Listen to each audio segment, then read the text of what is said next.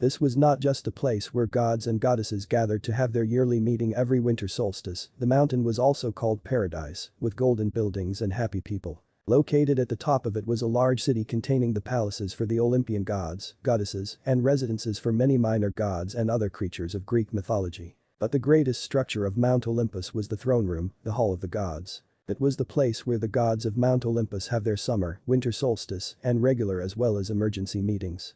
High above, the blue ceiling could be seen glittering with constellations. The thrones of the gods stand in a U around the hearth, starting with Zeus and Poseidon's thrones, as they are the most powerful Greek gods. From Zeus and Poseidon's thrones, the goddesses sit on the left side of the hearth and the other gods sit on the right side, and Hestia's hearth is in the center of the hall. Since no meeting was currently being held in the throne room, most of the Olympians, the 12 most powerful gods, were minding their own business all around the world or taking care of the domains that they represented. However, there was a god and a goddess currently sitting in the throne room, sitting on their respective thrones with a dark atmosphere surrounding them. The god was tall, imposing, and very muscular, with long black shoulder-length hair with a gray and black neatly trimmed beard.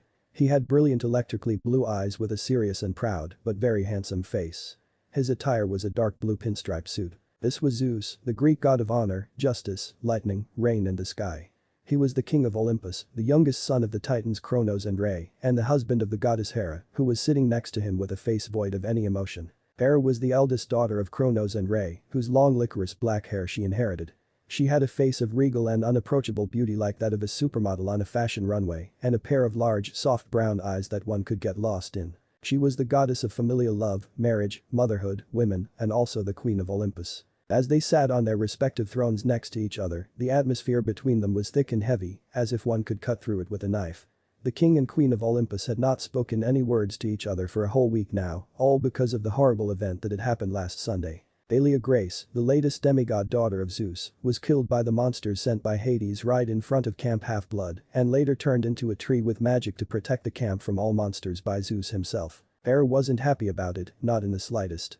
Zeus had cheated on her again, her, the goddess of marriage, for a mere mortal woman. Not only that, but he had also turned his daughter into a tree to make sure that she would never fall into their eldest brother's grasp. She loves her husband with all her heart, but he could never keep it in his pants and stay loyal to her, like how she had always done to him. They had gone through so many things together and yet. Hera. Finally, Zeus decided to speak up, breaking the uncomfortable silence between the two of them with a low tone. I am not in the mood, Zeus. Hera plainly said while looking away, her face still remained the same. After so many years of having Zeus cheated on her for so many times, she had come to get used to it. But, unlike her son, Hephaestus, who would gladly divorce his unfaithful wife, she couldn't ever get over it mentally. It didn't change the fact that it still hurt a lot whenever an offspring of his showed up or was discovered. Hera. I am heading back. Hera said emotionlessly as she stood up from her throne and got ready to transform into her true form to teleport away, but her husband suddenly grabbed her wrist. Wait, Kushina. Just how many years had it been since the last time he called her by that name? It had been so long ago, one of the only times in her long, immortal life that Hera had found true happiness with him and the marriage between them. Sure, they still had powers, but they were not godly. There were no divine responsibilities that they had to worry about, nothing, it was just the love between them, two regular mortals. Elemental nations, the place where their oldest ancestors, the primordial gods and goddesses had created a very long ago, separated from this world. It was the world where mortals called shinobi, or simply ninja in modern language, lived and worked, wielding a special energy called chakra, to bend the powers of nature to their will and do things only them, the gods and goddesses of this world, as well as their demigods' offsprings, could do. Beside the primordial gods themselves, only Zeus, Hera and their siblings knew about the place, as it was kept as top secret information from the other gods, who they deemed way too young and irresponsible to know about a world like that. Zeus, who had wanted to experience the life of the mortals of elemental nations, thought it might be a good idea for them to take some time off from the life of deities. At first, Hera did not think it was a good idea, for they were gods who had important works to take care of, but after being convinced by her husband, she had finally agreed to come with him, as long as there were just the two of them. But the powers of the Fates and Hecate, goddess of magic, who both agreed to help them, they were able to create artificial bodies to fuse their divine essences into, while temporarily suppressing their godly aspect as well as their powers, making them almost entirely humans. And with the powers of the Fates, Zeus and Hera were born into elemental nations as mortals, with the king of the Greek gods becoming a young man named Minato Namikaze, while his wife was born into the Uzumaki clan, with her mortal name being Kushina. In order to conceal their true identities from other gods in the situation that they somehow discovered elemental nations by accident, Hecate had made sure that their mortal bodies did not look the same as they were as god and goddess. Despite her best efforts, however, the goddess of magic could not alter Zeus's appearance completely due to his immense power as the king of the Greek gods, leaving him with his brilliant electric blue eyes. He was, however, the god of drama, so Zeus was able to play into his character so much that Hera couldn't help but do the same with her new identity, to the point that there had been times that the two of them completely forgot who they really were. They had so much fun together. "Get your hand off me," Hera said coldly without even looking at her husband, "and don't you dare call me with that name again, Zeus." Even though they were gods, whose powers allowed them to control the aspects of life, Zeus and Hera were well aware of the fact that their authority was not absolute, and they were restricted by the ancient rules that Chaos himself had written, in order to keep them from doing exactly what they wanted. For them, everything came with a heavy price, and the fates themselves had warned them about it. They had a son there, and his name was Naruto. He was no god, just a normal boy who Hera had given birth to in the traditional way. She had given birth to many of Zeus's children before, but it was the first time in her life that she had felt so much love and pride for a child. Naruto was everything that she had ever wanted. But the night that they had Naruto, they had to pay the price of happiness, the price of being Minato Namikaze and Kushina Uzumaki, two mortals whose true natures were two of the most powerful gods of their world. "Hera, please," Zeus pleaded as he stood up. "I can't just leave Thalia like that. I cannot let her fall into the hand of my brother. You know what he will do to my child. Then you shouldn't have brought her to this world in the first place, husband. You know the consequence, but no, you still have to do it. It was you who suggested the oath to your brother, and yet, you broke it first." Hera turned around, her beautiful brown eyes radiating with power. "It was all your fault. I know. Thalia was your daughter, yes, she's but a child. She does not deserve such a life, such a tragic end. When are you going to realize that you always make the worst, stupidest decisions?" She spoke to him sternly, and even though her voice did not hold any emotion, even Zeus could tell that she was incredibly angry and was ready to explode at him for real. "And don't you dare forget that if it weren't for you, Naruto would still be alive." She finished with a tear falling from her left eye as she remembered her mortal son. Her beautiful mortal son who died the same day she cradled him in her arms for the first time. QBE, a creature so powerful his power easily rivaled Typhoon, Olympus's destroyer, also killed them that night. However, because they were gods in mortal bodies, what the tailed beast killed were simply their human aspects. Their divine essences remained and thus allowed them to return to life soon after. The first thing that they did as soon as they reformed had been heading back to Konoha and looking for their son, Naruto, who became the new vessel for QBE, making him a Jinchuriki. Because Kushina, or Hera, were the previous vessel of the beast, knew better than anyone the difficult life of a vessel of a tailed beast, so she did not want her son to be raised in elemental nations, knowing full well that he would have a difficult life ahead of him if he stayed there. She had wanted to raise him on Earth, not just because she did not want such a life for her son, but also because he was the clearest proof that Zeus and Hera worked and there was genuine love between the two of them. But when they came back to Konoha, Sarutobi Hiruzen, one of the only people that they had revealed their true existences to, had told them that he was dead. Their son, Naruto, was dead. Of course Hera did not believe it. With her godly powers, she had threatened to kill the old monkey and everyone he held dear, including Konoha itself, for the lie that he had said. But when she looked into his mind and saw Sarutobi laid a small coffin down the hole between the graves of Minato and Kushina, she could not hold it anymore and broke down into tears. Even worse, she couldn't come to Elemental Nation's underworld to see him or to hold him in her arms because it was not the same as theirs. Elemental Nation's underworld was out of order and there was no Elysium, no mercy was ever shown there, just the worst punishment for the souls that had committed crime in life and simple afterlife for the innocent like her baby. Zeus wasn't any better than her. He had tried to act tough, for he had a pride and an ego that was unmatched by any man or gods, but the death of his mortal son, who was very special to him, had been too much for even the prideful king of the Greek gods to handle. For the first time ever, Zeus had broken down into tears and called for Naruto in vain. After that night, they both swore to never return to Elemental Nations, for they were well aware of the fact that it would only bring them the worst memories. Sure, they had had their moments of happiness, but the pain of losing their son was too much for either of them to handle. Hera locked herself in her palace for days, then weeks and then months and then years. She had never experienced the death of one of her children before, as all of them were gods or goddesses. But it broke her heart just to remember about Naruto. "Do not try to vindicate yourself, Zeus, I know you better than anyone." Hera looked away, she didn't want to look into his eyes now. They were the same eyes as those of their son, who had inherited his father's trademark eyes. "You sealed the QB in Naruto, and that was the reason why he was dead. It was all because of you. I don't have anything to justify myself, but you know that I don't have a choice, Hera." I did what I must, as a shinobi and the leader of Konoha. Zeus said firmly, and Hera decided to not say anything in return, knowing that she could not argue. Shinobi. She still remembered the meaning of that word. But before neither of them could speak up again, the entire throne room was shaken violently by a massive wave of power. All over Olympus, the gods and goddesses had no choice but to stop whatever they were doing and looked up in shock when they felt such a powerful feeling. All the minor gods were confused by it, the 12 Olympian, especially the eldest 6, knew the feeling very well. It had happened once before, many millennia ago. It was the feeling that they would all feel when a human transcended the boundary between mortals and gods and utilized a power that was on par with a primordial being. Such a fact was almost impossible. Zeus. I know. Nodding his head at his wife and deciding to leave their personal issues for a later time, Zeus summoned his master bolt and launched a massive bolt of lightning to the sky, summoning the other Olympians, even his eldest brother Hades, who was not welcomed on Olympus except for the winter solstice event. In flashes of light, all 12 appeared in the throne room, with many looking at their king in confusion. Poseidon and Hades were the only ones who immediately took their seats, knowing full well that they would want to sit down to take in whatever that was happening. Despite not being an Olympian and no longer had a seat among them, it did not take long for Hestia, the goddess of the hearth, to arrive and sit down at her usual place beside the center hearth, with no one questioning her arrival, despite it being an emergency meeting of the 12 Olympians. Olympians. Zeus spoke up with a thunderous voice after every other Olympian had taken their seats and looked at him in expectation. I am sure that you know why I have summoned you here tonight. We are all here to discuss the wave of energy and the feeling that you have felt just a moment ago. What was it, father? Athena, the goddess of war and wisdom, asked in a curious tone. In all my immortal life, I have never felt something like that. I have already tried to look for it in the ancient records. Please Athena, we don't need you to rant about your library and your books right now. Ares interrupted with a tone full of boredom and a dismissive wave of his hand. You have a death wish, Ares. The goddess of war asked while glaring at her half-brother dangerously. You want to fight? Enough, both of you. Zeus warned them firmly, causing the two deities of war to look away from each other. Now is not the time for your usual bickering.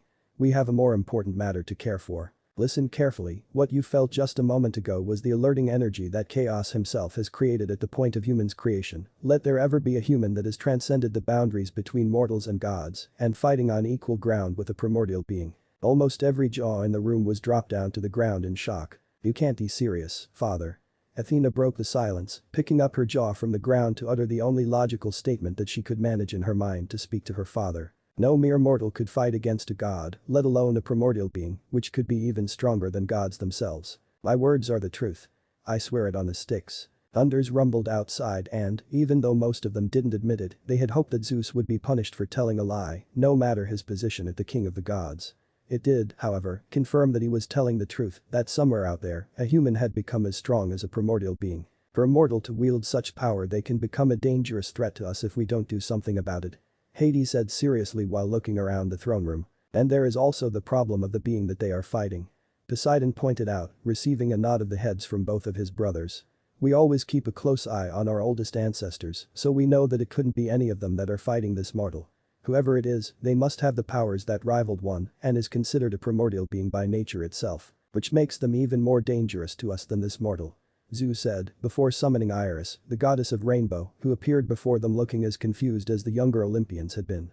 Take this, Iris. But that said, Zeus summoned with his master bolt a brilliant crystal, which he then handed to Iris before telling her, it will allow you to show us with your powers the mortal and this primordial being, if they are still fighting. Make sure that it's one way only. We need to see who they are without alerting them of our presences. Yes, your majesty. Iris replied before activating her powers with the crystal in hand. A rainbow soon appeared in the center of the throne room, showing them the images of a shadowy figure that soon became clear. No. They all heard Hera gasping in shock, even Zeus couldn't hold his master bolt in his hand firmly anymore and rose from his throne in shock. It can't be. Zeus muttered. The person within Iris's rainbow soon revealed themselves to be a woman with extremely long, sweeping white hair that hovered like a cloak behind her back. The most noticeable features about her, however, were the two horn-like protrusions that stuck out from her head. The woman had abnormal wide eyes and a third eye on the center of her forehead that's eyelids parted vertically. For clothing, she wore a transitional high-collared Harem kimono, which was adorned with intricate lines that were gold and purple and tomo running down the center and edges of the gown. The guy Otsutsuki. Poseidon muttered in absolute horror, with Hades, Demeter and Hestia sharing a similar expression. Father, who is she? Athena asked with a worrying tone. She had never seen the look of shock and horror on her father, his wife and those of the other older gods and goddesses like that. Kagaya Otsutsuki, a otherworldly woman who attained primordial-level powers by eating the fruit of the world tree, becoming as strong, if not stronger than even some of our ancestors. Poseidon informed them, making every other Olympians widen their eyes in shock. But since she wasn't born a deity, her mortal mind cannot comprehend such power, and she had grown despotic. More or less, you can say that she became mad with power. But father, how come we have never heard of her? Athena couldn't help but ask, surely someone with that much power will. Because, fortunately for us, she is not from this dimension. Hades answered. All questions then disappeared from the Olympians' mind when suddenly a flash of light appeared next to Kagaya. With energy like claws formed around their hands, the person then used it to cut away one of the goddess of rabbit's arms before disappearing again in a flash of orange light, so fast that even Hermes couldn't keep up with him. This must be that mortal who has ascended beyond the boundary between mortals and gods.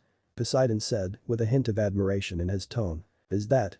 Hera raised an eyebrow in confusion before looking at her husband, who nodded his head in confirmation before saying. Hiroshine. The lighting god muttered, but only his wife could hear him. It was Hiroshine or something similar to it. Being the one who had perfected the technique, Zeus could recognize it anywhere. The person then reappeared behind Kagaya and delivered a roundhouse kick to her back, sending her flying before pulling out two black sticks from the black orbs leviating behind his back, throwing it toward the limp arm of Kagaya on the ground, stabbing through it like he was doing it to keep that arm immobile. They finally got a glimpse of the mortal who was fighting Kagaya head-on, which made Zeus and Hera widen their eyes in utter shock. The person bore a striking resemblance to Zeus's human disguise with spiky blonde hair. His eyes, however, were orange instead of brilliant blue, with his pupils greatly resembling a cross. However, Hera could see that his face had the same shape to that of Kushina Uzumaki. He was wearing what looked like a yellow energy coat with a black bodysuit underneath. The bodysuit covered his torso, reaching down his arms to his knuckles and down his legs to the point just above his sandals. He also had a pattern of 6 magatama around his collar. Sasuke, out of the way. It seemed that he wasn't the only one who was fighting her, as there was another boy who had his entire body in a thick, purple-like energy in the shape of a gigantic warrior samurai with wings. Quick Naruto.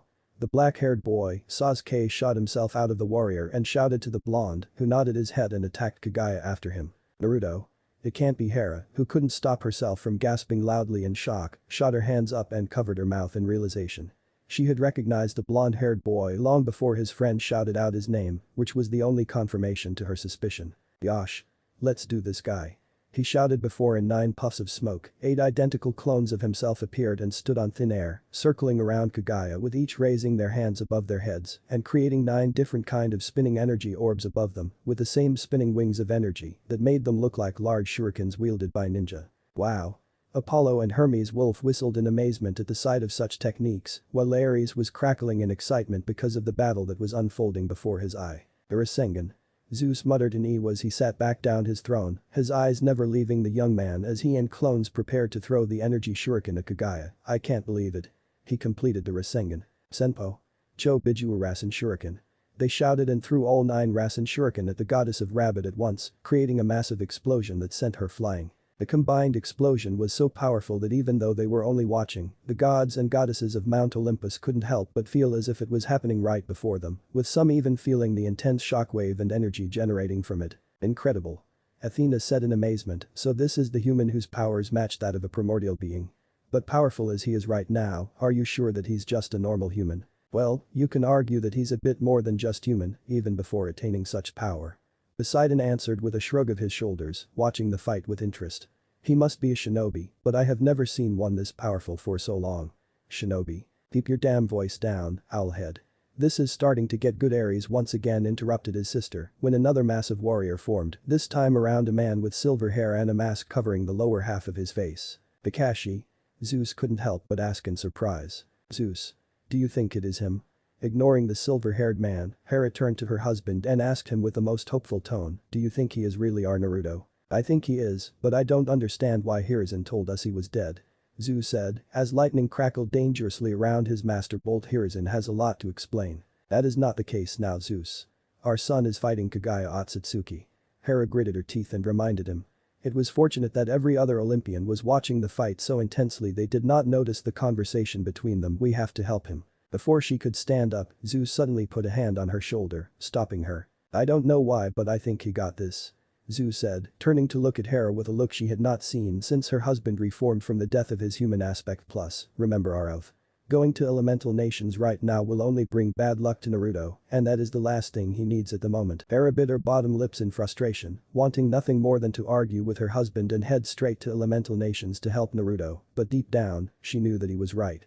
God's oath was not something that even they could break so easily. Normally, it would be their children and those who related to them that would have to suffer the consequences, and in a situation like this, bad luck would be the one thing that she did not want to bring to her son. So without any other choice, Hera chose to sit down to her throne and turned back to Iris's rainbow to watch the fight worriedly, praying to the fates that her son and his friends would triumph over Kagaya. And so, for the next several minutes, the Olympians sat on their thrones of powers and watched as Naruto and his teammates fought Kagaya Otsutsuki, who was slowly pushed back by their combined efforts and powers. Eventually, the four, with Naruto and Sasuke being the two main factors, successfully sealed away Kagaya and the giant rabbit monster that she had become by a sealing technique that gathered rocks on the ground to lock her inside an enormous planet-sized orb of Earth, which then flew slowly to the sky and looks just like a small version of the moon. Interesting technique. Artemis, the goddess of the moon herself, said after seeing the similarity in the new moon Naruto and Sasuke had created to imprison Kagaya and the moon, that mortals of their world interpreted her chariot, which was the moon itself. They did it. They defeated Kagaya. Poseidon uttered in shock, awe and admiration. Son. Zeus muttered proudly while fixing his gaze on his son, never before had he felt this proud in his immortal life. Then everyone saw Naruto turning back to normal, revealing his normal features, as well as his brilliant azure blue eyes just like Zeus's. Besides the fact that he's kin to Hot, am I the only one who thinks that his eyes look a bit familiar? Aphrodite asked slowly while glancing toward Zeus, who chose to ignore her and everyone else as he kept his eyes on his son, who walked toward the severed arm of Kagaya, making the Olympians finally notice a strange blob-like shadow with a face and sharp teeth hiding inside the sleeve. Erg. What the hell is that? Aphrodite couldn't help but ask in disgust at the sight of such creature. By the way, you didn't want to leave your mom, right? Naruto then asked with a slight smirk down toward the dark being inside the sleeve. Why? You. It muttered in shock. You have been hiding in the shadows all this time, but I noticed you. He reached his hand down out and grabbed the arm, picking it up. You're just a part of the shinobi's history I created so far. You are just a brat, you can't. Naruto's eyes hardened before saying firmly, the shinobi's history was made by the lives of many ninja and their deaths. With that said, Naruto then threw it toward the moon along with the arm of Kagaya, a firm look on his face as he shouted after them, a brat who can't even leave his mother's side won't ever understand a thing about it. Indeed. Athena nodded her head in approval before snapping her head to look at her father shinobi. Ninja. Father, you have a lot to explain. Zeus looked at his daughter for a moment before sighing longingly and nodding his head to Iris, who made her rainbow disappear before handing the king back his magic crystal and leaving the throne room, allowing the 12 Olympians and Hestia to stay behind and discuss what just happened among themselves. To say that they were all shocked would be an understatement. Hera, wait. Just think about it for a second here. Zeus called as he followed his wife into the palace they shared together. The queen of the gods was in a hurry as she headed into her room and grabbed whatever that she could bring with her, including her peacock cloak and staff, the symbol of her powers. Don't you dare think you can stop me now, Zeus. I am heading there. Hera replied to her husband with a firm tone. I know that you are worried for Naruto, believe me, I do as well, but we just can't stomp into his world and say we're his parents just like that. Zeus frowned. We have an oath to uphold, Hera. You know how ridiculous it sounds when you are the one who said that. Hera asked sarcastically, making Zeus roll his eyes at her, and I don't care. I am heading there and I am gonna bring Naruto back with me. Then what? You wait for the sticks to finish punishing our son? Zeus asked in a serious tone. Calm down and think about it for a moment here, Kushina. We swore to Styx that we would never return to elemental nations, so the moment that we put our foot back on its earth, Styx would turn her attention to Naruto. He might be powerful now, him defeating Kagaya is the clear proof of that, but there are punishments that even one as powerful as a primordial being cannot avoid. Do you want to make his life even more difficult than it already is? You know better than I do what the life of a Jinchuriki is. Do you want our son to suffer even more because of the decision that we made and will make? But. Hera tried to argue, but once again, she knew that her husband was right. It was rare for him to win an argument of theirs so easily like that. Then what are we going to do now? I can't just leave him there. It has been 17 years already. I think our best course of action now is to send one of the Olympians to come and get him. Maybe two, just to be sure. They are not bound by the oath like we do, so they can travel to elemental nations with no consequences. Zeus told his wife, making Hera nod her head in understanding. They better bring him back to us unscratched. Hera's eyes then turned cold. What about Hiruzen? and Tsunade as well as Jiraiya. They lied to us, Zeus. It was Hiruzen who told us that our son was dead and even faked the scene in his mind. I don't know how he did it, but I want an answer. I do as well, Hera. Zeus replied to his wife with a nod of his head. Why are we here again? Artemis, the goddess of the moon and hunt asked while looking around the hall of the Greek gods, patiently waiting for someone to give the answer to her question. Anyone who looked at Artemis could see that the goddess of the hunt did not want to be there, and no one could blame her, since none of them wanted to be summoned at this time of the year either, with the only exception being maybe Athena, who was sitting on her throne burying her face in a book in a manner not unlike a hard reader in a library. Around the throne room, every other Olympian was minding their own business. Ares was yawning in boredom as he sat on his throne in the most ungodly manner. At the same time, Aphrodite was, just as Artemis had expected, caring only for herself, double-checking and even triple-checking her own looks in a handheld mirror, trying to perfect her already so-called perfect look. At the very least, Artemis appreciated the fact that the goddess of love was not trying to bother her again, something that she had been doing a lot recently much to her annoyance. Hephaestus, meanwhile, was tickling with the machines on his lap, trying to put together or invent a new mechanical item that Artemis did not recognize. Dionysus, meanwhile, was reading a wine magazine while drinking from a can of Coke, looking quite miserable and more drunk than he normally had been before the punishment their father had put on him. Demeter was ranting again about how good cereals were again to their health, even if they were gods to anyone who was bothering enough to listen to her, which in this case was none other than the goddess of the hearth, Hestia, everyone's most favorite auntie. Her childish brother was, just as Artemis had expected, engaging his brother in and more things than just blood and best friend Hermes about the women that they met in their immortal life, which disgusted her to no end. Poseidon, on the other hand, was sitting by himself and twirling his trident around in his hand, probably thinking about the Atlantic and his people. Surprisingly enough, Hades had also been summoned to the meeting, and the god of the underworld was currently sitting on his throne-like chair, looking quite laid back with his hands behind his head. She had no reason to not like her uncle, but his presence on Olympus outside of winter solstice meeting had always meant that something big was going on and they needed every god of the Olympian Council to present. Yo, Artie. Do not call me that, brother. Apollo's face instantly lost its color when a knife flew past his head, missing his cheek by only an inch and stabbing into the backrest of his throne. Artemis, please try not to murder your brother here. Poseidon spoke with an amused chuckle. It was him who had changed the trajectory of the knife in the air and saved Apollo the trouble of having to use his own power on himself. I will keep your suggestion in mind, uncle, but no promise. Artemis said with a smile to the king of the sea as she retrieved her knife with a wave of her hand. And how can I help you, brother? Do you know why we are all here? Didn't I just ask the same question? Artemis responded with her own question, but Apollo simply shrugged his shoulders at her in response. I am also in the dark just like you, brother. Artemis answered, thinking about her huntress. She had no doubt that her Lieutenant Zoe would keep everything in order for her while she was gone, but she was worried that monsters might attack them where they were camping while she was away. The monsters had been a whole lot more active recently and it was in their duty to find out the reason. Artemis opened her mouth to speak, but her father beat her to it as he arrived in the throne room as dramatically as ever in a bolt of lightning. Standing beside him was none other than his wife, the queen of the Greek gods who had a strange look of worries on her face. The beauty that could even rival Aphrodite herself was totally in ruin. Her hair was a mess, and her white dress was messy and taken carelessly. It was Artemis's first time seeing the queen like that. She respected the queen, but she did not like her either for the mistreatment she and her brother had had to deal with since the moment that Zeus could not keep it in his pants and wooed their mother. Whoa. What happened? Aphrodite could not help but ask, looking away from her mirror for the first time. You're a mess, Hera. But the normally short-tempered goddess chose to not say anything in response, simply ignoring the goddess of love as she walked to her throne and sat down. Want me to help you fix your look? No. Alright then. The goddess of love waved a hand at Hera dismissively, looking as uncared as ever, but Artemis could see that Aphrodite was somewhat nervous by the tone that the queen had just spoke to her. Go back to your seats, everyone. Let us start this emergency meeting. Zeus spoke up, tapping his lightning bolt lightly on the floor of the throne room after clearing his throat. He waited until everyone had settled down on their seats and Ares had woken up to begin. Now, let's discuss the most important matter at hand. It's about the boy we saw last night fighting the primordial being Kagaya Otsutsuki, Naruto Uzumaki. Fishcake spiral? Apollo asked, raising an eyebrow in wonder before grinning broadly and nudging Hermes with his right elbow. Sounds like him and I are gonna be good friends. What about him? Ares asked with another yawn. Before we begin, Ares. You should know that. He is your little brother.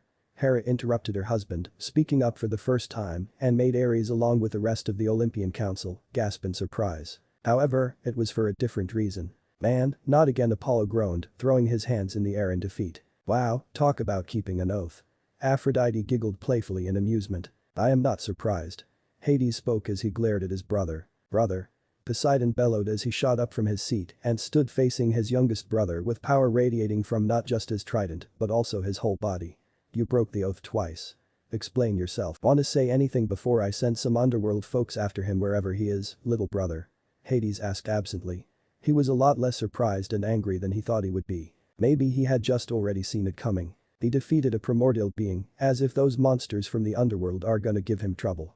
Demeter reasonably pointed out, making Hades shrug his shoulders. Won't stop me from trying though. That boy is a threat for not just being a potential child of prophecy, but for the unimagined power that he poses. It is just like you said, sister, he defeated a primordial being. Is it not already worrisome enough? Hades reminded them all, whether you like it or not, he cannot be kept alive. We gotta do something about it. He's also my son. Right, then that make him even more worry. What?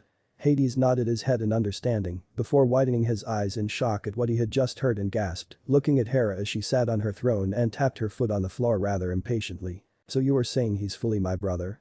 Hephaestus asked, looking at Ares and then back at his mother. Our brother. Yes, he is, Hephaestus.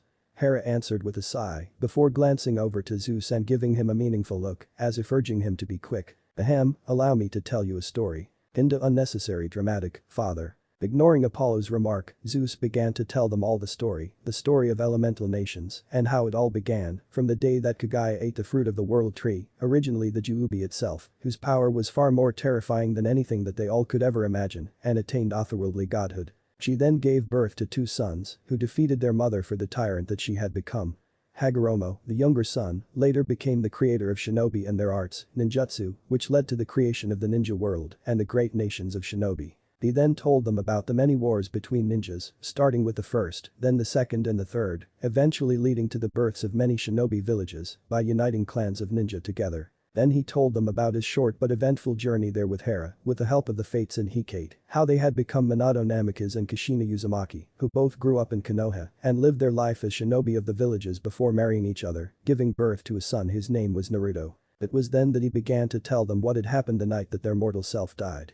Even though Zeus had tried his best, the story was still incredibly hard for him to tell, because it was not something he nor his wife wished to ever relive again. He thought he had lost a great son that night, but it turned out that the boy was still alive and grew up to be an amazing young man and a powerful shinobi. In the end, no one dared to say a word, not even Ares. As much as Artemis wished to deny it, she was in shock. It would be much easier for me to summon Mnemosyne and have her show you all our memories, but it will take a lot of time to watch.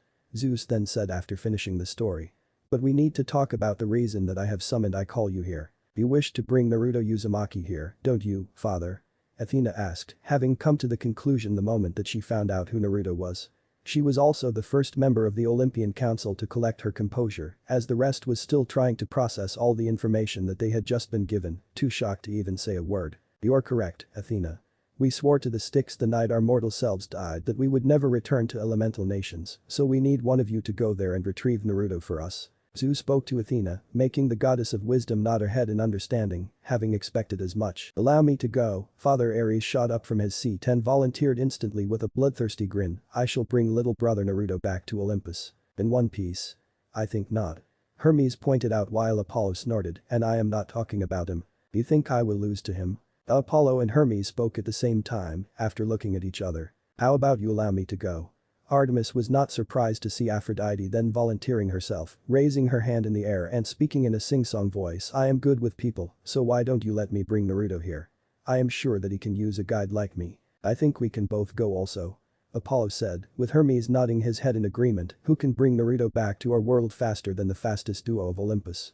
He asked dramatically, his whole body glowing like the sun, making Artemis cover her eyes with a hand as he got up and high-fived Hermes. Well, I am very glad that there are so many volunteers, Zeus said, while Hera could shake her head while looking around the throne room in slight disappointment and annoyance. It appeared that no one wanted to bring Naruto to Olympus because it was his rightful home, and it was something she had fully expected before going to the meeting. But last night, Hera and I had decided the most suitable choices for this mission. Athena and Artemis, please come forward. What? Was all Artemis could utter in surprise when her father called for her name. Fair enough. The goddess of wisdom, on the other hand, nodded her head, closing the book on her lap and stood up from her seat, having fully expected her father to choose her and her sister. She had nothing against it, and not to mention that it would be a great opportunity for her to see elemental nations with her own eyes. "Father, may I know why you have chosen me for the job?" Artemis decided to ask while looking at her father. "Artemis, you are my best tracker. Elemental nations is a massive world. It's far larger than ours. Hera and I can teleport you to Konoha, but we need you to help your sister track down Naruto and bring him back as soon as possible, just in case he's not in the village and has gone off on a mission somewhere else. He's a shinobi. My decision is final, Artemis."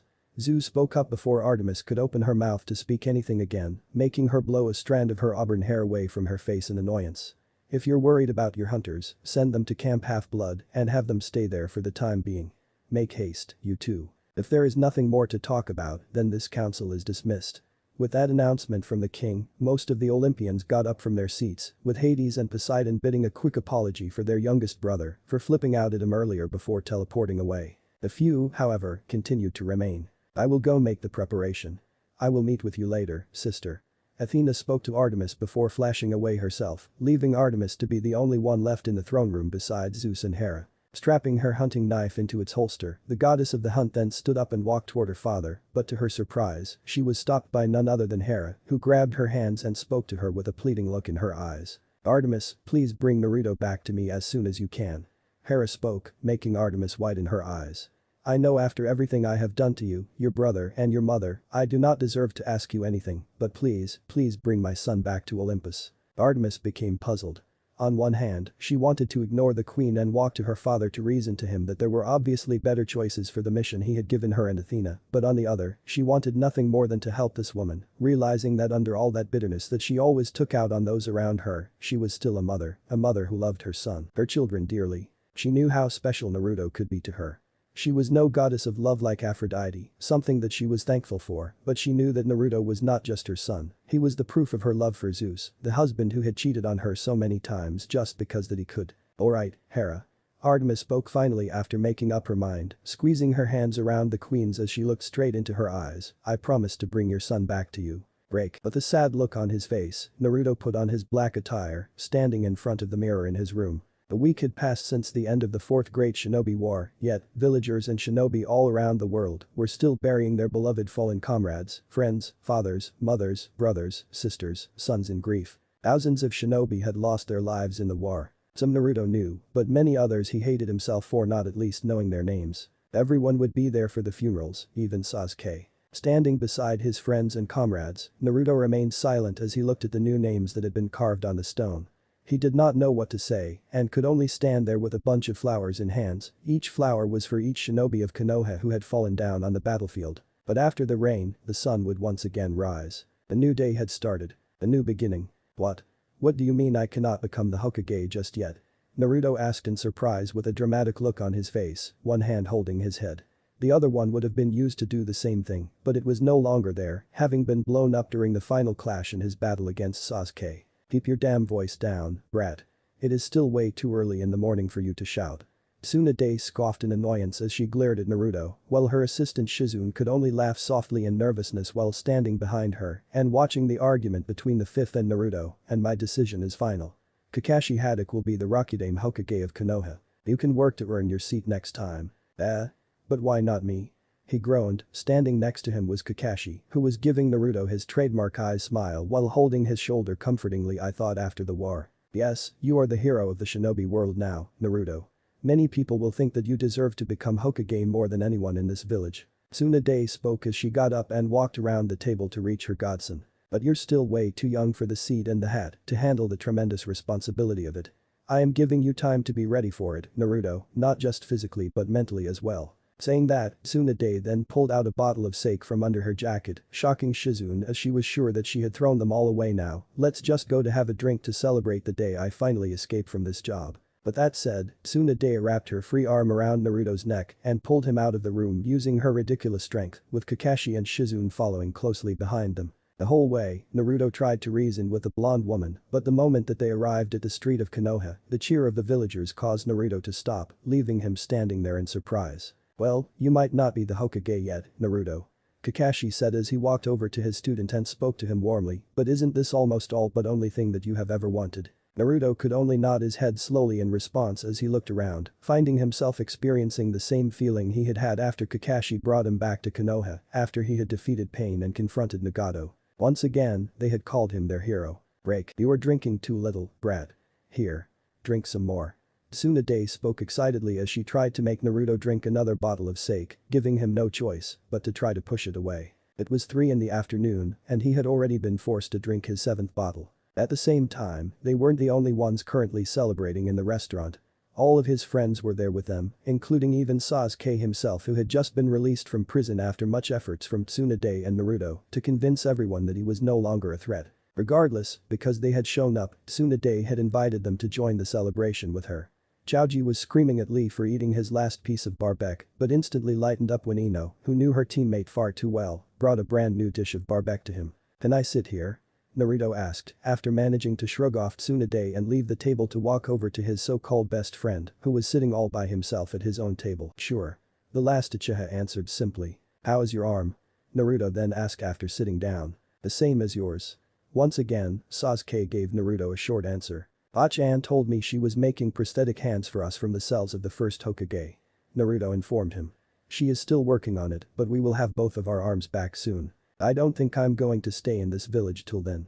Sasuke said, surprised Naruto. Hey, don't tell me you're thinking about becoming a missing nin again, he said, looking at Sakura who he knew had been sneaking glances at Sasuke for the past few minutes. There are people who won't accept it if you are just gonna leave again, you know. I need to find my own path, Naruto. Not to mention it will be better for us all. I don't hang out around the village often. Sasuke answered before he decided to ask what about you? What are you going to do now? At that, both young men turned their head to the Hokage monument where a new face was being carved onto it. I am going to train and study harder. My dream is to become the Hokage and that hasn't changed. Naruto said with a determined expression on his face. I see.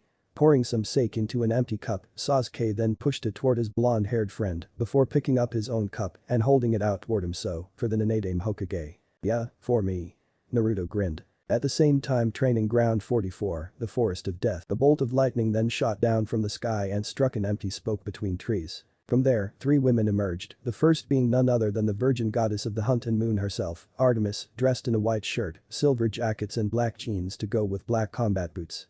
On her back was a quiver filled with silver arrows emitting a moonlight glow, while in her hand was a beautiful silver bow that was radiating a tremendous amount of raw power. Is this the place? Artemis asked, looking at her older sister who was looking around in wonder. Standing beside them both was a girl who was dressed in almost the same outfit as Artemis did, with the only exception being the camo pants. She was also a tall, graceful and gorgeously beautiful young woman with dark brown eyes, a slightly upturned nose and copper-colored skin. I think we are. Athena finally answered, nodding her head to her sister. What nature? Zoe, the lieutenant of the Hunt of Artemis, spoke in amazement while looking around this forest. It's breathtaking. Artemis could only nod her head to her lieutenant and best friend in agreement while looking around the place herself. Being the goddess of wildlife, she had a powerful connection to the nature around her and she could feel a very powerful natural energy within the forest, reminding her of Earth before mortals invented machines and started cutting down trees for their own profits. Sister, are we close to Konoha? I believe we are actually inside Konoha. This must be the forest training ground that father mentioned. Athena spoke as she walked around ahead of both Artemis and her hunter and brought out from her back pocket a map of Konoha, which her father had given to her before teleporting them to the place. It seems we need to go this way to get to the village. From there, we can look for father and Lady Hera's old home, where Naruto Uzumaki lives. Very well. Artemis said, and together, the 3 of them headed out of the forest of death, with Athena having no trouble keeping up with 2 incredibly agile hunters who had spent thousands of years fighting in the wild, being the goddess of war herself. During their journey, they had an unpleasant encounter with a giant centipede, but it was quickly shot down by Artemis and Zoe before it could do anything. On the other hand, they also had many pleasant meetings with the animals of the forest, which all had incredible sizes. Artemis, the goddess of wildlife, did not have much trouble befriending the men asking them for directions, which they were more than willing to provide after finding out who she was. When the village came into view, Athena stopped them and spoke up. From here, we should be a bit careful. I know that you 2 are more than capable of taking care of yourselves, but we must try to stay away from troubles as much as possible, especially unwanted encounters with the shinobi. Some of them can do feats that even the strongest demigods could not hope to compare. Let's keep to the shadows then. With that said, Artemis, Zoe and Athena entered the village, using alleys and corners to hide from attention, while traversing the street of Konoha, skillfully avoiding the eyes of the mortal villagers. As soon as they stepped into the village, the group of goddesses and huntress got a lot of attention from the villagers, because it wasn't every day they got women as beautiful as they are walking in the village. However, when they were deciding the best way to cross a street to reach Namika's residence, Zoe and Artemis spoke up at the same time as they felt presence approaching them at rapid pace from above. "We got companies." They all spun around and saw a ninja wearing a bird mask appearing in front of them, with two more accompanying him from behind. With the exceptions of the masks, they all wore a type of uniform, which consisted of black clothing, a grey flak jacket, metal arm guards and gloves, ninja sandals with spike, 3 ninja pouches on their back waist, a signature spiral tattoo on their shoulder and sword on their back. "Who are you and what is your intention?" The bird mask shinobi, an Anbu, asked in a dead serious tone. "Let me handle this." Athena stepped forward and spoke calmly, holding up both of her hands. "Greetings. My name is Athena. My name is Athena and this is Artemis and Zoe Nightshade. We're friends of Minato Namikaze and Kushina Uzumaki, your Yondaime Hokage and his wife." The Anbu captain's eyes widened behind his mask at the introduction, but visibly he made no bodily reaction to show them what he was feeling. At the same time, he could tell that the woman was not lying. "Our superiors will decide if you're speaking the truth or not," calmly, he replied to them. "If you do not mind, please follow us peacefully. We will escort you to the ones in charge." "Very well then." Athena turned to the two eternal maidens and translated everything she had just said to them, having been speaking to them in their languages, which he had been learning. "He wants us to come with him." Artemis nodded her head in understanding and removed her quiver from her back, making Zoe do the same, the both of them understanding very well that they would have to give their weapons to secure some trust from the other party. It was standard procedure anywhere and not just their world, not to mention that they could retrieve their gears any time with just a snap of their fingers. But before she could give her weapons to Athena so that her sister could hand them to the shinobi, a glint of yellow caught her attention, causing Artemis to snap her head up and look at the house on her right. Time seemed to slow down around Artemis as she focused her sight on that yellow blur, having no trouble keeping up with it and fully seeing it as Naruto Uzumaki, who was jumping from rooftop to rooftop at the speed and grace that surpassed even some of her best huntresses. "Artemis, wait." Athena called when suddenly the goddess of the hunt turned around and leaped into the air, launching herself so high up the Anbu was left gasping in surprise. Transforming into an eagle, Artemis then flew forward until she was ahead of Naruto and transformed to drop down right in front of him, causing the blonde to gasp in surprise and stop himself, tripping on his feet and falling down on his ass before incredibly beautiful auburn-haired woman that suddenly appeared in front of him. "Found you, Naruto Uzumaki." Artemis said. "Who are you?"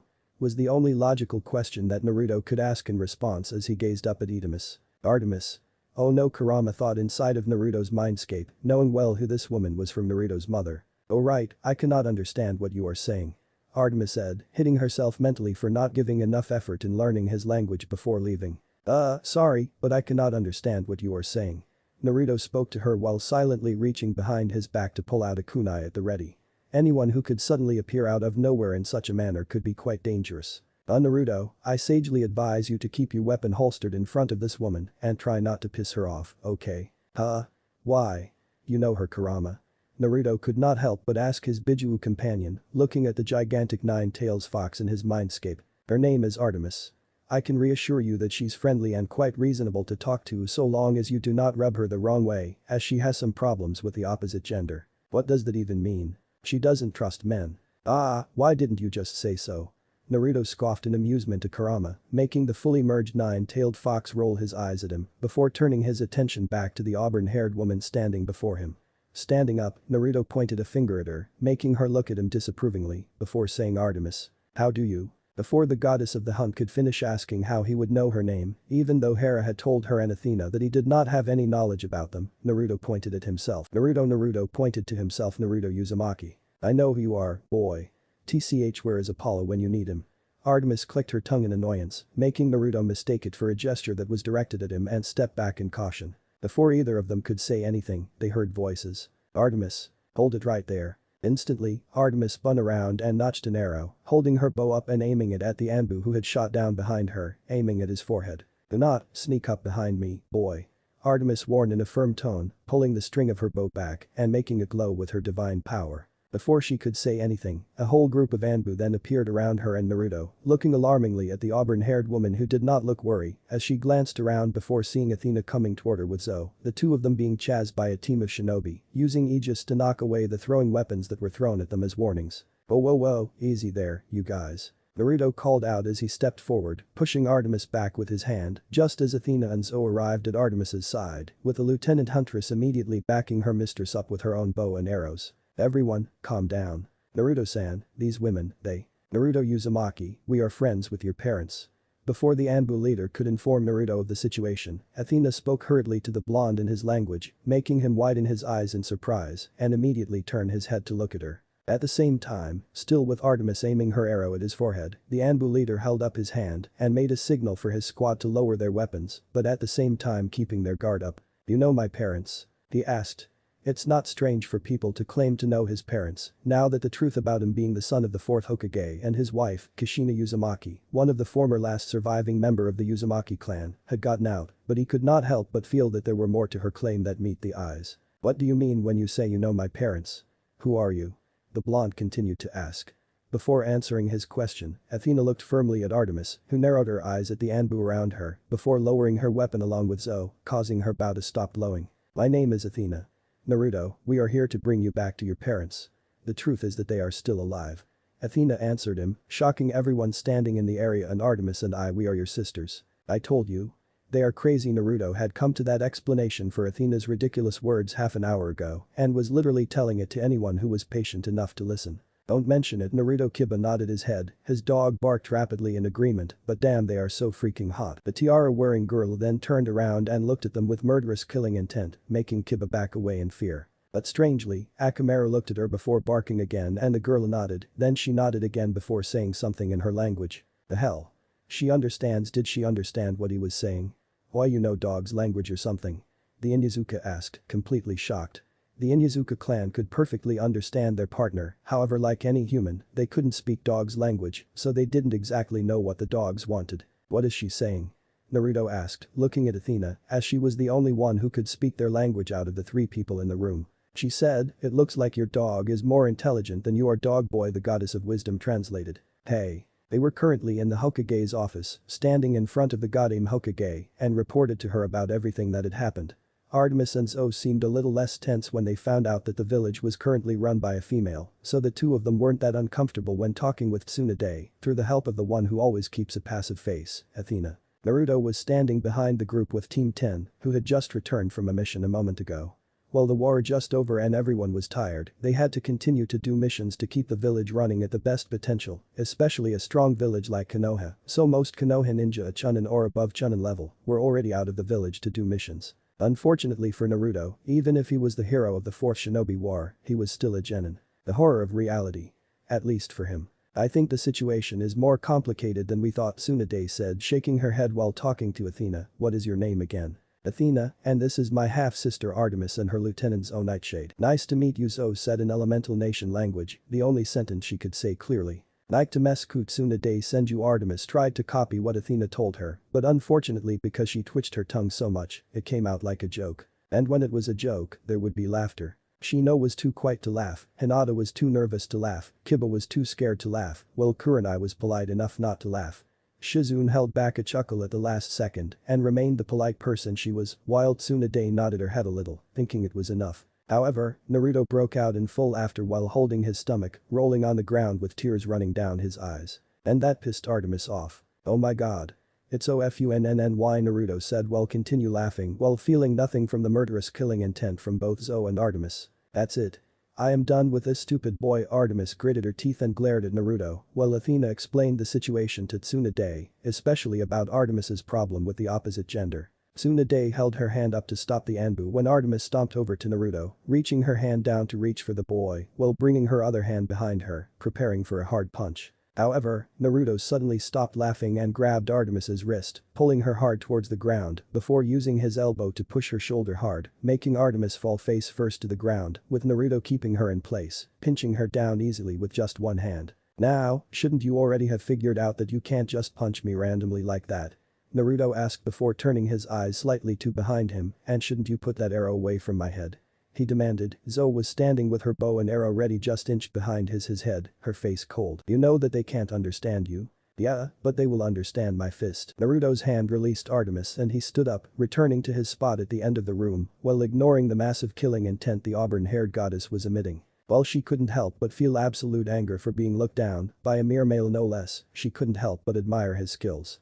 This boy was skilled, way more skilled than most of the opponents she had ever fought, and he defeated her with one arm only. It was terrifying that he still didn't do anything else other than an arm grip yet, because this boy still had plenty of tricks up his sleeves. The fight with Kagaya she saw yesterday proved that. But, it hurt her pride to no end. Now, if everyone is done, I will return to the matter at hand. Athena turned back to Tsunade and said with a calm tone, unaffected by the recent event as we said, we're sent here to bring Naruto back to his parents no matter the cost and explain to him everything he needs to know. Could you just stop telling lies? Naruto asked, groaning. I saw my dad okay. He was dead and was revived back to fight alongside with me by Ito-tensei and disappeared with a promise of telling mom everything. How can he still be alive when Ito-tensei, a forbidden jutsu that can revive the dead as immortal walking zombies, can be used to revive him? Naruto could be someone who was slow to understand things, especially when it came to complicate things, but he was by no means a stupid person. He knew how Ito-tensei worked and Orochimaru had released his dad from Shinigami to help him during the war. Naruto is right, Athena Tsunade said, looking at Minato's picture on the ceiling, next to the previous Hokage Minato Namikaze, and his wife were both one of the most important person in our lives, my life, Naruto's life, and that of the entire village. She then sat straight up and glared at Athena. You attacked a shinobi of Konoha, talked these nonsense things, and then attacked him again in my presence. Tell me one good reason I shouldn't arrest you all. Athena sighed, she knew that there were risks when she decided to bring Artemis and one of the hunters with her. At first she thought that it would take time and Artemis's skill to find Naruto, she couldn't foresee that he could be found that easily. Artemis hated males, she knew that, but they all knew just how the gods loved to get into women's pants, especially Zeus and his sons. Maybe Artemis thought that Naruto would be the same as the rest of his family. And maybe asking Hestia to come with her wouldn't be such a bad idea, since the goddess of the heart's caring nature could settle things in the most peaceful ways. Now get back to the matter at hand. Zeus already figured out Naruto that wouldn't believe them, so he already told her to tell him this to come from her words. Naruto, asked the QB. Kurama. Naruto cut her off. His name is Kurama. Okay then, ask Kurama if I am telling the truth or not, Athena told him. While Naruto himself didn't believe Athena's words at all, he still turned to his partner and looked at the gigantic fox. So? Unfortunately, she is telling the truth. QB told Naruto, your parents are alive and well. What? He roared in shock, both at the outside and inside world. How can that be possible? Let's see. How should I start? Athena looked at Naruto and while the question was for Kurama, she thought it was a question for her. Because Naruto, your parents are the king and queen of the gods. Everyone widened their eyes, looking at Athena's group in absolute shock. Of all the things they could think of, Naruto's parent being gods was the only thing they would never think about. More than 40 years ago, your parents came to this world to have an adventure together, not as gods, but as mortals. With the help of the Fates and Hecate, goddess of magic, they created mortal artificial bodies for themselves and blent in this world. Zeus, the Olympians, god of lightning and skies, the king of the god, became the person you called the Yondaime Hokage, Minato Namikaze, and his wife, Hera, the Olympian goddess of family and marriage, became Kushina Uzumaki. The silence continued for another 30 seconds, as neither of the mortals in this room knew what to say. Kurama. Naruto whispered. I guess it can't be helped. Then the QB sighed and rubbed his forehead with his palm. Yes, Naruto, they're telling the truth. What do you mean they are telling the truth? Naruto cried out in anger. There is no way that could be the truth, he shouted. His behavior got wild. Naruto calmed down. Tsunade stood up when he saw Naruto was shouting angrily, but the blonde was faster than her and rushed forward to grab Athena's shirt, glaring deeply into her stormy gray eyes. No way I'm going to calm down, Bachan. There is no way I am going to calm down, he said through gritting teeth, because that is not the truth. You're crazy. He was actually lifting Athena off the ground now. Put her down, boy. Artemis shouted with authority in her tone. And you. Stay back. He instantly turned to her and shouted, actually making the prideful goddess of the moon step back to her own shock. While the goddess of wisdom was trying to keep a stoic face, she couldn't help but feel nervous due to the hatred in his eyes directed towards her. My dad is Minato Namikaze, he is the Yondaime Hokage of Konoha, and my mom is Kushina Uzumaki, the habanero, his wife, and the second Jinchuriki of Kurama. He put Athena back to the ground. Don't question my knowledge over my parents, Naruto. For once, Kurama, I want you to stay quiet. Tsunade sighed, this was getting out of hands, and she knew it. Now, if you three are done with this nonsense. Anbu, escort them out of the village. However, before an Anbu could make a single step, Athena summoned a spear in her hand, alerting everyone in the room. But the goddess of wisdom didn't use it to attack any of them, instead she put her palm into the blade of her spear and pressed down a little, cutting herself. "You see here?" Athena asked, turning her palm down, making a golden liquid drop from the wound much to everyone's shock. "This is proof that we're goddesses ourselves.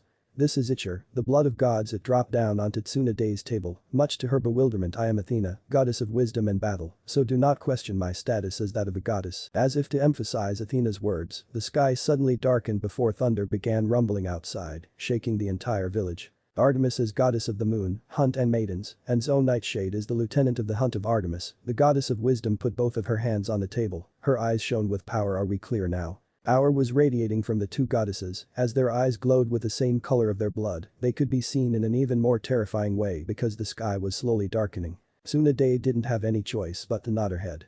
She was in the presence of two goddesses, and she was acting like a fool. Naruto kept his eyes on the three young women. He still couldn't accept the fact that his parents were still alive and well, that these young women, one of them he got a chance to piss off, were actually goddesses. Not that he had any problem with them being goddesses, but after having the pleasure of fighting against one with a crazy mind and these goddesses were here, talking ridiculous things about his parent. One could say that he wasn't affected by their power show-off in the slightest. Now, Athena stood straight up, the pressure everyone felt disappeared. "I want to have a few words with this man. His name is Hiruzen Sarutobi, the third Hokage. He is one of the few people who knew the truth about Naruto's parents." Unfortunately, Athena saw Tsunade said with a more respectful tone, not wanting to anger these goddesses even more. "Sarutobi-sensei is dead. He was killed by this man during the invasion to Konoha a few years ago." Even Tsunade didn't know that her sensei knew about such thing about Minato and Kushina. "What about Jiraiya?" "Zu. Minato's sensei." Now that Athena had touched a sensitive subject, Naruto couldn't stay silent any longer. "Enough with this." Naruto spoke up, stopping Tsunade before she could speak. "I have enough with these nonsense things. I'm going back." And he headed to the door. He couldn't just stay here for one more second. Artemis glared at him before quickly following the boy, grabbing his shoulder and stopped him from exiting the room. "Now just wait a minute, I have enough of your disrespectful attitude, boy," she said with a cold voice. Naruto turned around and shook her hand of his shoulder. He knew that she had problem with men, but wasn't what she was doing was a little bit too extreme. "What do you want? It isn't like I can understand you or anything." He glared at her. "Actually," she said, "she has enough of your disrespectful attitude." Kurama spoke up with the word boy at the end. "You know how to speak their language?" "Wow, I didn't know that you could." Naruto couldn't help but said in amazement. "Your mother taught me some." The nine-tailed fox grinned. "I can listen and understand their language, but I don't know how to write or read. That only makes their theory about my parent even more realistic." Naruto groaned. "Okay, then. How can I say? I don't need to respect someone who tried to kill me just because I grabbed their wrist and wanted to bring them to Bachan in their language." Kurama smirked and spoke up what Naruto need to say very slowly, so Naruto could repeat it, and needless to say how shocking it was for Artemis and the others to suddenly hear Naruto speak up a sentence in their language, and almost perfect at that. "You? How can you suddenly know how to speak English? Impossible." Naruto froze a moment before saying with an evil smirk, "Surprise. Kurama know how to speak your language, now that I can understand every insult you throw at me, bitch." "What did you just call me?" Artemis roared. She was seeing red and wanting nothing more that beat the Hades out of this boy. "You heard me?" Naruto said with a very satisfied grin. "I heard from Kurama that your sacred animal is wolf and you can turn into one too, so isn't it right to call you a bitch?" Naruto and Kurama were roaring in laughter inside of Naruto's mindscape just by looking at Artemis's extreme angry face. "That does it. You will respect a goddess, you hear me? Respect is earned, not given," Naruto said challenging, "and you have done nothing to earn my respect." Artemis was about to scream at him when suddenly Athena said with a calm tone. The sister. Naruto kept his eyes on the goddesses while Kurama was translating everything to him. "We're not here to fight, we're here to bring him back to Olympus." "Naruto," Athena turned to the blonde and spoke to him in English. "What I told you was the truth. Your parents are the king and queen of Olympus. They sent us here to bring you to them, to a different world, the realm of gods." Naruto was familiar with different worlds since Kagaya sent him and Sasuke through multiple ones before they managed to overcome that technique through the help of Obito and teamwork. But Naruto wanted to ask them something. That question made Kurama widen his eyes a little, but nonetheless translated it all for Naruto. "So they were at this place, Olympus, while I stayed here." Naruto's voice was emotionless. "Tell me, why didn't they come here themselves to bring me back? Surely Minato and Kushina were very worried for their son, so why didn't they send you three here sooner?"